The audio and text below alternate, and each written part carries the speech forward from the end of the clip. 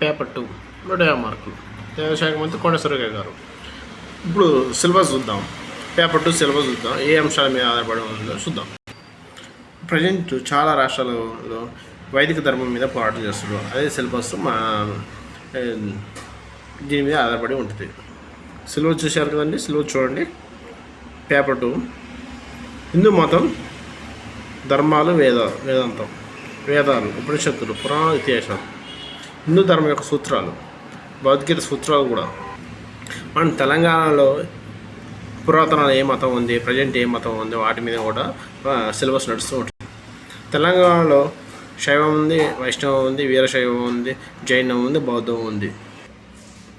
ఆలయాలు, ఆచారాలు, సంస్కృతి. ఆలయాలు, ఆచారాలు, సంస్కృతి అంటే ఆలయాలు ఏ విధంగా నిర్మించారో, వాటి నిర్మాణం ఏ విధంగా ఉన్నది.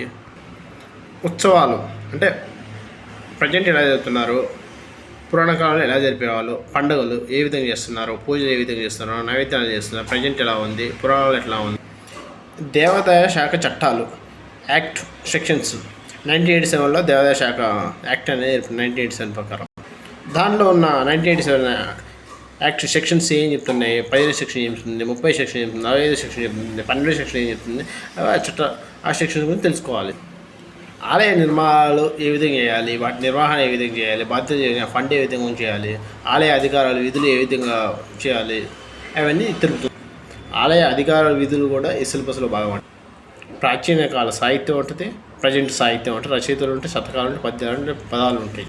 తెలంగాణ స్టార్ట్ అయిన కానుంచి ఇప్పటి వరకు రచయితల గురించి, వాడి పద్యాలు, శతకాల గురించి, నిర్మాణం గురించి అన్నీ తెలుసుకోవాలి. ఇప్పుడు మోడల్ పేపర్ చూద్దాం. ఈ విధంగా మోడల్ పేపర్ ఉంటుంది. ఒక 5 బిట్లు ఇచ్చాను మీకోసం,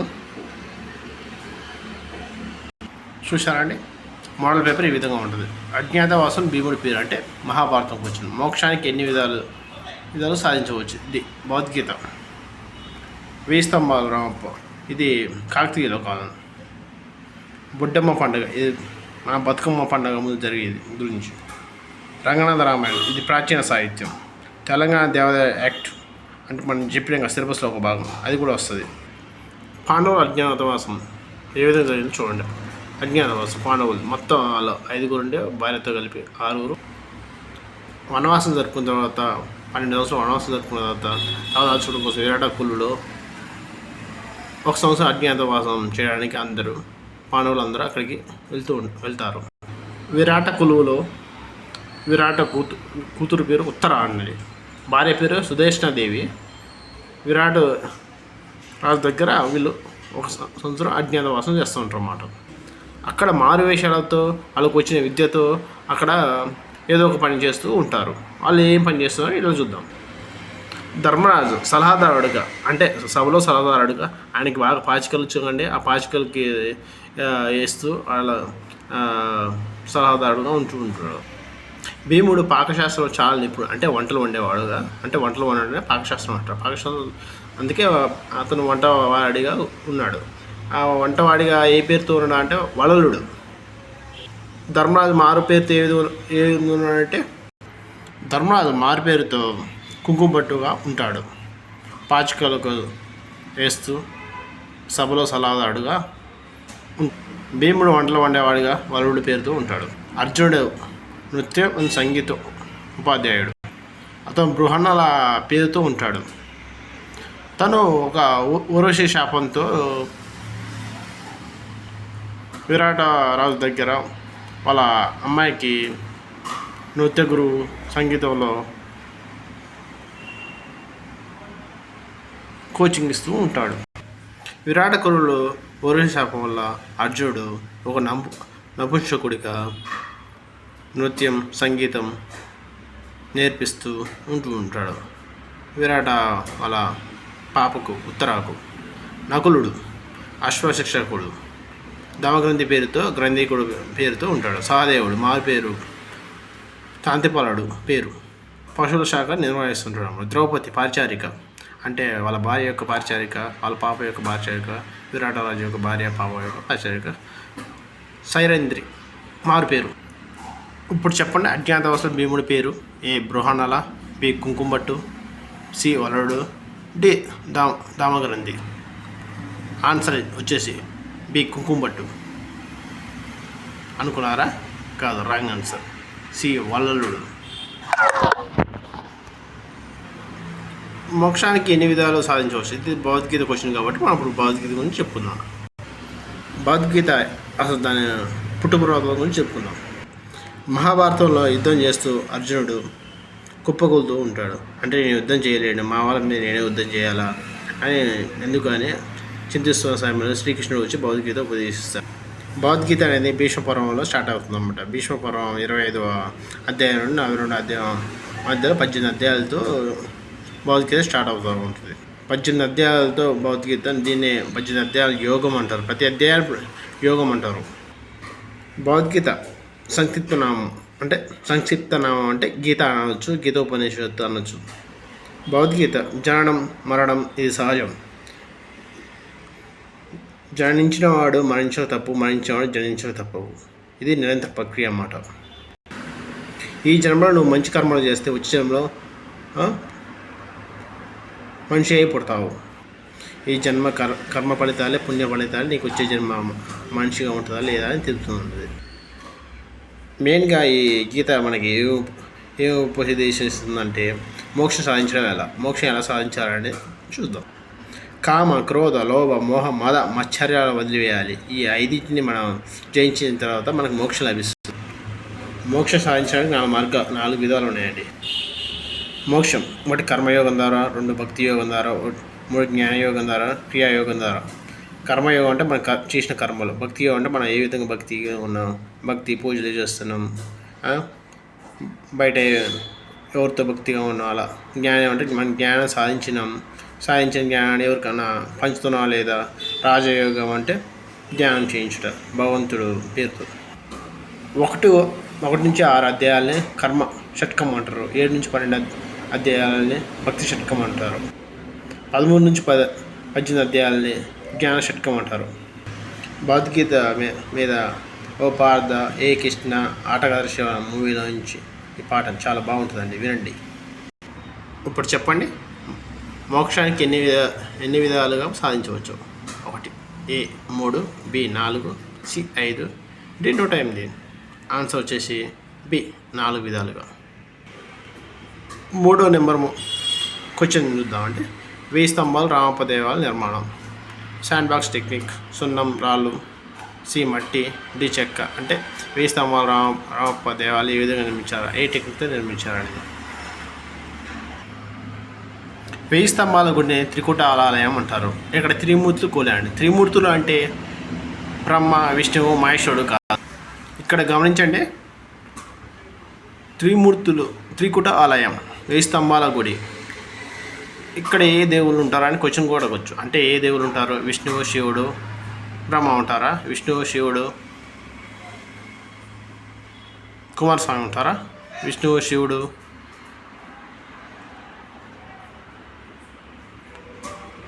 సూర్యుడు ఉంటారా? జాగ్రత్తగా గమనించండి. త్రికూట ఆలయం అంటే విష్ణువు, శివుడు, సూర్యుడు ముగ్గురు ఉంటారన్నమాట. ఏకశిల నంది విగ్రహం ఉంటుంది. మొత్తం రాయితోనే నిర్మించబడుతుందండి. ఈ 1000 స్తంభాల గుడి అనేది ఏకశిలతోనే నిర్మించబడి ఉంటుంది. హనుమకొండలో రుద్రదేవుడు కాకతీయ కాలంలో నిర్మించబడ్డాడు. ఈ ఆలయం నక్షత్రాకారంలో నిర్మించబడి ఉంటుంది. రామప్ప దేవాలయం అండి, ఇది కూడా కాకతీయ కాలంలో నిర్మించబడ్డారు. శిల్పి పేరుతో ఏకైక ఉన్న దేవాలయం రామప్ప దేవాలయం. ఇది ములుగు జిల్లాలో ఉంది. శివుడి ఆలయం. ఇది 2021 యునెస్కో వారు మన సంపదగా దీన్ని తెలంగాణ సంపద రామప్ప అని చెప్పారు. 2021 యునెస్కో వారు దీన్ని గుర్తించారు. 13 సంవత్సరాలు 40 సంవత్సరాలు తేలియ ఇటుకలతో ఈ గోపురాన్ని నిర్మించారండి. 40 సంవత్సరాలు కష్టపడితే ఈ ఆలయం తయారైంది. ఇక్కడ గోపురాలు తేలియాడే ఇటుకలు, అంటే నీళ్ళలో వేస్తే అవి ఇటుకలు తేలియాడుతూ ఉంటాయి. అసలు ఈ ఆలయాన్ని శాండ్ బాక్స్ టెక్నిక్స్, ఇసుక పునాది అంటారు. అది శాండ్ బాక్స్ టెక్నిక్ తెలుగులో. ఎందుకు చేశారంటే ఈ టెక్నిక్తో భూకంపాలు జరగదండి. ఆ కాలంలో భూకంపాలు బాగా వస్తున్నాయన్న దానివల్ల, అది కాక కొండలు ఉన్న ప్రాంతం కాబట్టి కంపించకుండా వాటి చదువుకుంటుంటాయి కాబట్టి ఇసుక టెక్నిక్తో దీన్ని నిర్మించారు. ఇప్పుడు మరో మోడల్ క్వశ్చన్ చూద్దామండి. బొడ్డమ్మ పండుగ ఎన్ని రోజుల ముందు జరుపుకుంటారు? బతుకమ్మ పండుగ ముందు. ఏ 10, బి 11, సి 8, డి 9. ఇప్పుడు దీని పుట్టుకూరతాలు చూద్దాం. బొడ్డమ్మ పండుగ అనేది బతుకమ్మ పండుగ ముందు 9 రోజుల ముందు, అమావాస్య ముందు ఈ పండుగ జరుపుకుంటాం. భాద్రపద మాసంలో బొడ్డమ్మ పండుగను ముఖ్యంగా గిరిజన ప్రాంతంలో చాలామంది పెళ్లికాని యువతులు గౌరమ్మని తయారు చేస్తారు. గౌరమ్మ అంటే మట్టితో తయారు చేసి ఆ గౌరమ్మను పూలతో అలంకరిస్తారు. తంగేడి పూలు 9 రోజుల తర్వాత నిమజ్జనం చేస్తారు. ఈ పండగ తర్వాతనే బతుకమ్మ సంబరాలు స్టార్ట్ అవుతాయి. ఇప్పుడు చెప్పండి, 1000 స్తంభాలు, రామప్ప దేవాలయం ఏ టెక్నిక్తో నిర్మాణం చేశారు దేవాలయాన్ని? శాండ్ బాక్స్ టెక్నిక్, సున్నం రాళ్ళు, మట్టి, చెక్క. ఆన్సర్ వచ్చేసి 1 శాండ్ బాక్స్ టెక్నిక్. బొడ్డమ్మ పండుగ ఎన్ని రోజులు ముందు జరుపుకుంటారు? 9 రోజులు. బతుకమ్మ పండుగ కూడా అలాగే జరుపుకుంటారు. కొన్ని ఏరియాలో 11 రోజులు కూడా జరుపుకుంటారు. రంగనాథ రామాయణం రచించినది? కాళోజీ, దశరథి, బుద్ధారెడ్డి, గోన, గద్దర్. ఇక్కడ మిమ్మల్ని కన్విన్స్ చేయడానికి ఒక చిన్న టెక్నిక్ చేసేవాడతారు. కాళోజీ తెలంగాణ రాష్ట్ర వైతాళికుడు నా గొడవ అనే పుస్తకం రచించారండి. జయప్రకాష్ నారాయణ మరణం తర్వాత పుట్టుకనేది, చావునేది, బతుకంత దేశానిది అంటే బతుకంత తెలంగాణకి ఆయన జీవితాన్ని అంకితం చేశాడు. దశరథి అండి మోదుగపూలు, చిల్లర దేవుళ్ళు. ఇవన్నీ 1969 ఆ కాలంలో జరిగిన తెలంగాణ ఒక ముఖ చిత్రాలు వాటి గురించి 2 నవలలు చెప్తుంటాయి. నిజాం కాలం జరిగిన అన్యాయాల గురించి మోదుగపూలు, చిల్లర దేవుళ్ళు తెలుపుతూ ఉంటాయి. గద్దర్ గురించి మనకు తెలుసు. అసలు పేరు గుమ్మడి విఠలరావు. బండి వెనుక బండి కట్టి ఏ బండి వెనుక అది పాట రచించింది మన గద్దర్. గోన బుద్ధారెడ్డి గోన అని ఇచ్చాడండి. అంటే లేటెస్ట్ పేరుతో మిమ్మల్ని కన్ఫ్యూజ్ చేయడానికి అతను అలా ఇచ్చాడన్నమాట. గోన బుద్ధారెడ్డి కాకతీయ సామంతుడు అండి. ఆయన కందూరు రాజధాని చేసుకొని పాలిస్తూ ఉండేవాడు అన్నమాట. మన గోన గన్నారెడ్డి కాకయ్యన అంటే పినతండ్రి అయిన. ద్విపద ఛందస్సు ఆధారంగా రంగనాథ రామాయణం రచించాడు. వాళ్ళ తండ్రి గారి జ్ఞాపకార్థంగా రచించాడనమాట. తొలి రామాయణ కావ్యం అండి ఇది. తిక్కన రచించిన రామాయణం కూడా తొలి రామాయణ కావ్యం కాదు, అది నిర్వహిస్తున్న రామాయణం అన్నమాట. అది పూర్తి రామాయణ కావ్యం కాకుండా అంతకుముందు ఒకే ఒక్కడన్నమాట తొలి రామాయణ కావ్యం రచించినది గోన బుద్ధారెడ్డి. ఇప్పుడు చెప్పండి, రంగనాథ రామాయణం రచించినది ఎవరు? బుద్ధారెడ్డి గోన ఇచ్చాడు. ఇలా మిమ్మల్ని కన్ఫ్యూజ్ చేయడానికి, అంటే ఇది లేటెస్ట్ అంటే మీరు కన్ఫ్యూజ్ అవుతారా అని ఇచ్చాడన్నమాట. సో ఆన్సర్ వచ్చేసి రంగనాథ రామాయణం రచించినది గోన బుద్ధారెడ్డి. తెలంగాణ దేవాలయ యాక్ట్ 1987 గుర్తుంచుకోండి.